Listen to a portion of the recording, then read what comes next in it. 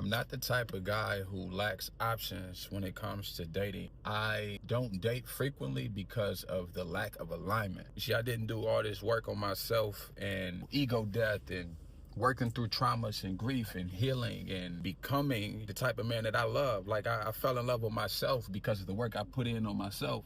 I didn't do all that just to compromise it by exchanging energies with anybody just because they're pretty, right? Or because they talk a good game. If you aren't aligned or becoming aligned. See, I can guide a woman into alignment, right? Because that's just growth. It's just spiritual awakening. It's becoming a higher version of yourself. It's raising your frequencies. But only you can do the work. And a lot of people talk about wanting to become that, right? But then when it gets to that process where you realize what becoming you, what becoming whole within actually entails, then it changes. Because most people don't want to actually break away from their old habits, environments, those low frequency activities that are holding you back because we're comfortable in the illusion that we live in. Awakening is separating from the illusion. That's what it leads to with me. You know, I spend a lot of time in solitude. Initially, it was because that's part of the process of becoming whole. A season of solitude is required. And at times it gets frustrating. I ain't gonna lie, like I still desire community. I still desire intimacy, meaningful connections, but I refuse to compromise my standards, and my standards aren't in place for egotistical reasons. It's not like how most people are like, yo, my standards are high because they're high. No, mine is because this frequency I work to build, baby, you can't come and disturb that.